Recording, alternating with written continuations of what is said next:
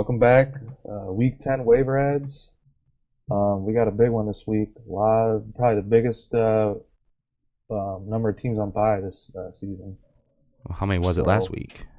You're catching me it off was guard with it this was one only already. four. Last week was only It four was only teams? four. There's 6 teams this week on Oh, bye. okay. I think it's the only week this season with all 6 teams on bye. So All right. a lot of teams missing. Mhm. Broncos, Eagles, Jags, Patriots, Redskins, and Texans. Yeah. So. Other than the Redskins, yeah, I there's a mean, whole lot to worry about. Jets and Redskins, you're maybe not too worried about, but Mm-hmm. still, it's a lot Mm-hmm. of players. But yeah, might as well just hop right into it. Let's go. Starting with the quarterbacks. Top guy on my list is Jimmy Garoppolo, Jimmy G. Jimmy Jesus. Available and just over our threshold at like 51%, but he's coming off his best game of the season. They like to run, but that offense as a whole is just looking really good. And they play the Seahawks this week, who have struggled to contain passers all season. So, and the Seahawks, put up a lot of points, so this can turn into a shootout. So I like Jimmy G in this matchup, and there's a lot of quarterbacks gone this week, so A lot of quarterbacks. really a lot of players. So, And I was but yeah. waiting for quarterbacks only to bring it up because, I mean, I feel like a lot of the names we've thrown out every week, Derek Carr, Mhm. Tannehill, you should have picked up Tannehill. Yeah, no, Tannehill's definitely another one. But He's got what, 3 straight weeks with at least 19 fantasy points. mm-hmm.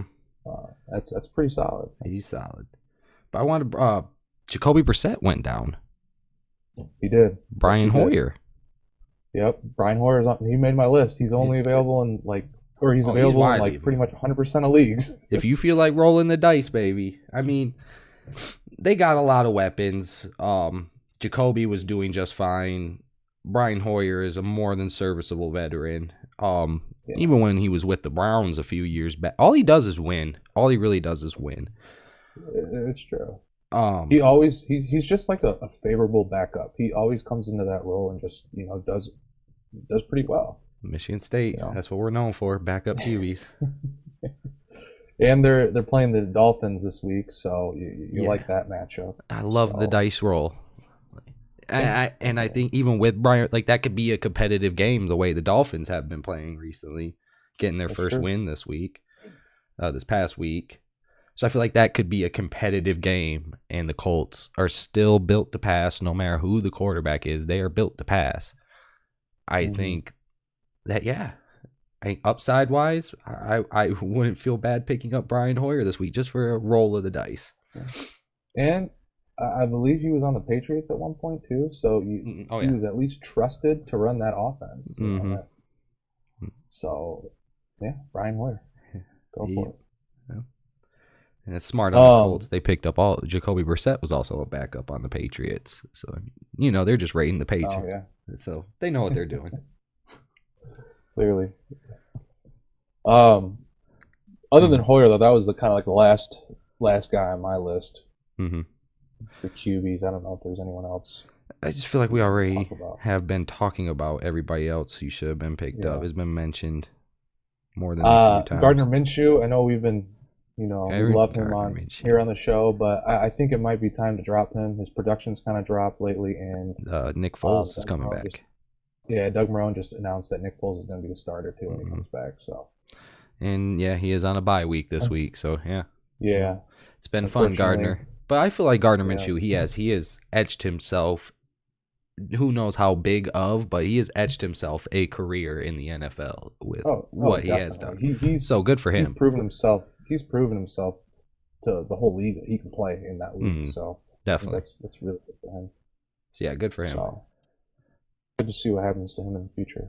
Excited to see at least. So definitely, it will be news if he does go anywhere.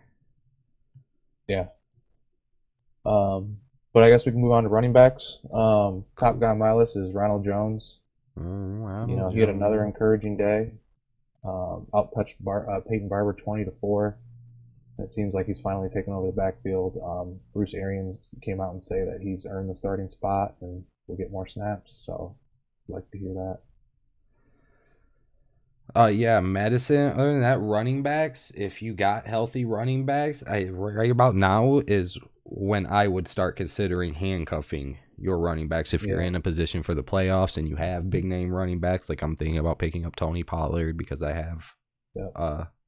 He's definitely one of the top handcuffs for sure. And Alex Madison, like you said. Yeah, Madison. Even Darrell Henderson for Gurley. Mm-hmm. Only thing with I would put Henderson at the bottom of that list just because the Rams, that offensive line is struggling right now. But he's definitely still one of the top ones, I would say. But yeah, it's heading into that turn where it's you either know if you're having a shot or not. So that's really a key move I would start doing. But if I had to go just straight pickup, man, yeah. Other than Jeremy McKissick for the Lions, there really wasn't nobody catching my eye. He didn't even have a whopper of a game the last game. But that Detroit backfield, I'm just kind of really I'm nervous about that. Like they've had Jay Ajayi come work out for them now, and I don't think they really know what's going on there. I mean, just in the short touches he did get to touch the ball, he fantasy wise he produced. So what was it, 4 for 32 and a touchdown? So that's nice.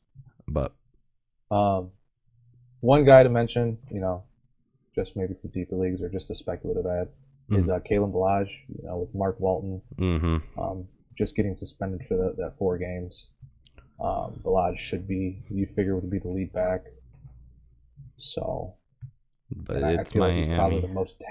It is Miami, I know, and they probably will throw a lot, but starting running back, there's some value there, but I would wait and see what happens too.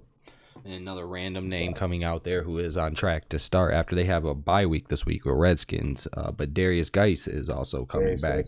I think I'd mentioned him last week about maybe getting ahead of the game and going at him.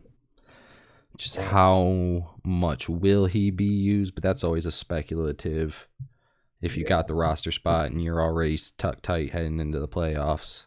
That's really, I feel like, when you would want to add those guys if you have the space and are willing to take a gamble on someone on players who have great ability and. But even before being speculative, just to be clear, I'm more of a fan of handcuffing your bigger names at this point in time. Oh, absolutely. So definitely. Even getting a couple of handcuffs of some bigger names that other teams might own. On that note, I think Mark Walton, you can drop. Yeah. Oh yeah. Now that he's suspended 4 games, he's probably not going to help you when he comes back in the fantasy playoffs. So.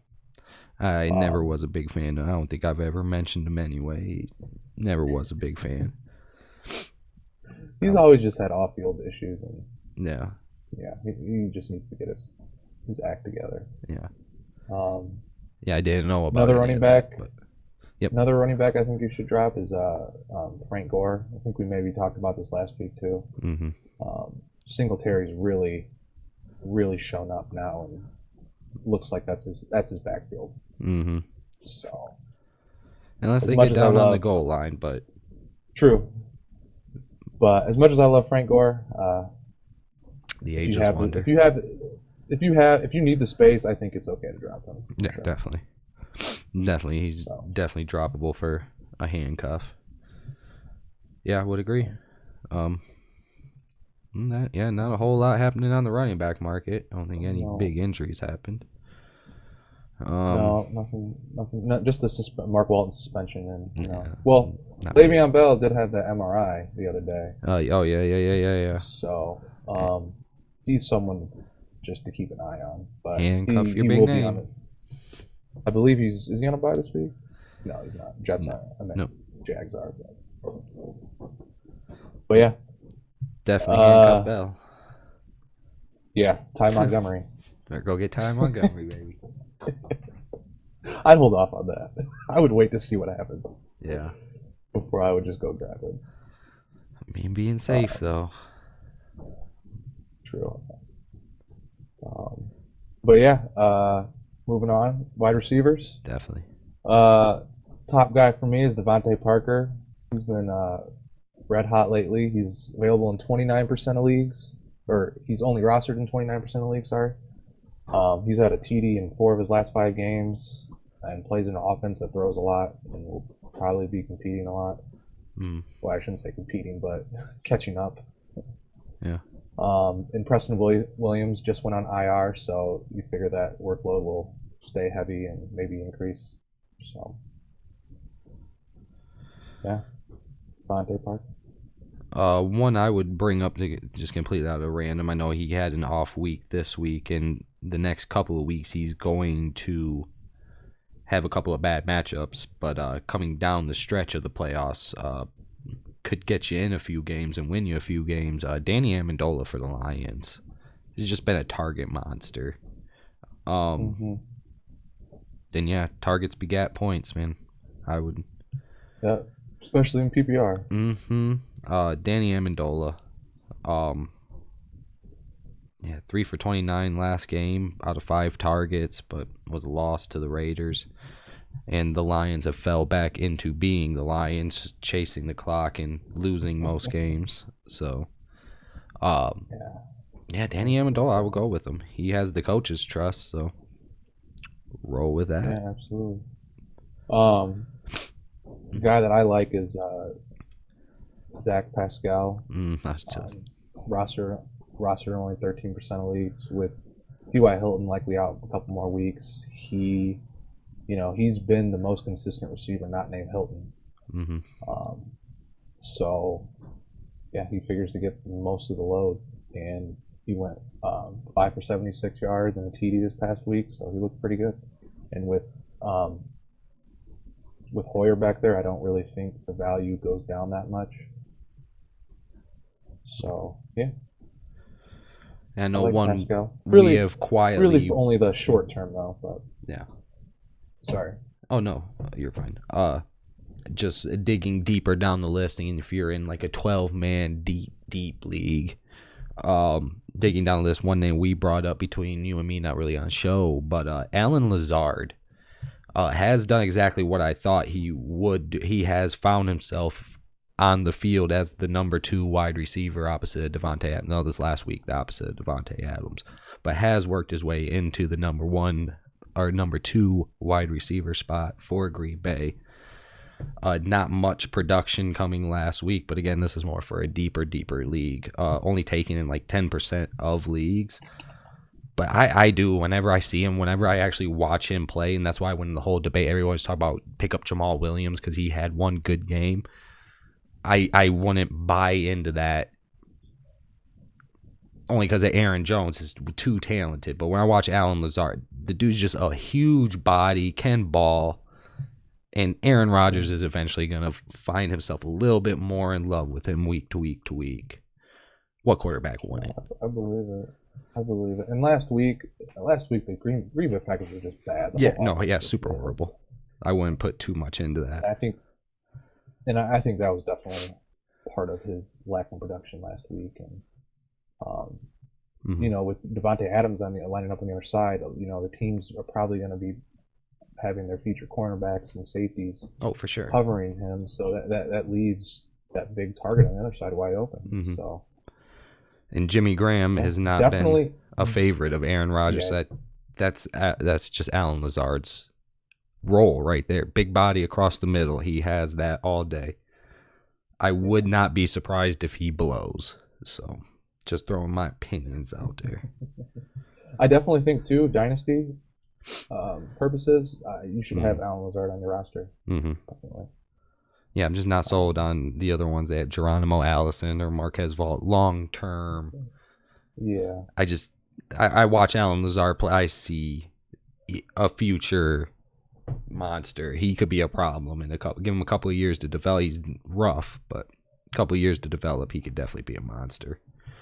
But still serviceable this year. Yeah. Alan Lazard. One last guy, he's again more of a deeper league ad, but Hunter Renfrow. Leagues. I know. He just looks to be playing a more prominent role over these past 2 weeks. He's gone 10 for 142 and two TDs over the last 2 weeks. So he's looking pretty good. He's gaining more trust with Derek Carr. And, I think it's more or less gaining more trust with John. He's a John Gruden draftee, and John Gruden's just clearing house. He wants to bring in his boys. And, yeah, that's true. Fair point. Yeah, you like to see what he's done. You like to see what he's done over the past 2 weeks. So, but more of a deeper league ad for sure. Yeah. All I would have ready for wide receivers, boss. Then moving on to the tight end wasteland. Top of my list is Dallas Goedert. I mean, he's just been solid with the Eagles. 16 catches with two TDs over the last 4 games. And he's shown that he's a pretty important part of that offense. I am a little nervous after Zach Ertz's big game that Goddard might just disappear, but I think he's proven himself. He's produced enough that they'll still keep him in as part of the key offense, I think. So, but again, these are if you're desperate, really. Tight ends. Hopefully, you lock down something better by now. But your boy Chris Herndon finally went active. No guaranteed shot to play this week, but has went active. Well, I think they did that because the Jets are so banged up that they needed a player to fill that roster. Yeah, that makes sense. I think I don't think they activated him with the intention of playing. Indeed. So. And Jonnu Smith, after breaking out a couple of weeks ago, still is only 41% owned. Delaney Walker still dealing with his ankle injury. Possibly will be out another week or two. Jonnu Smith, if you have a tight end bye this week, I'll roll the dice, man. There's not a whole lot to gain in the tight end spot, but the possibilities there. The high volume, Tannehill's now quarterbacking, so that's a plus for any receiver on the Titans. Yeah, Jonnu, good old brand name in our league, Jonnu Smith. Definitely. I'm always big on him. Another guy that I've been down on a lot this year, but he's slowly starting to get more production is Kyle Rudolph. Owned in 28% of the leagues. He's had at least 3 catches in 4 straight games and 2 TDs over that stretch. So it seems like Kirk Cousins is finally getting him more involved. He's talented. He deserves to be involved in that offense. So. But by all means, if you can, still owned in roughly for 50% of leagues, Jason Wynn. If you can snatch up Jason Wynn, get Jason Wynn above anybody else. Just the volume's going to be there. But tight ends big, just solid target. That's a shithole right now. It's bad. One last guy just to kind of keep an eye on. I'm not going out and getting him right away, but is Jacob Hollister for the Seahawks. He had 2 TDs this past week, so that kind of puts him just on the radar. That's got to be sure. But the only thing that I'm a little worried about is Ed Dixon coming back, so if that happens, his role is going to be limited, I think. So, but he's only rostered in 1% of the league, so he's there. He is there for sure. That's all I have for tight ends, really. Yeah, it hurts every time we got to go there. It hurts me on the inside. Definitely. Couple defenses though I wanted to talk about that are worth streaming this week are the Colts. They're only rostered in 37% of leagues, and they're playing the Dolphins. So the Dolphins been balling though. I know, but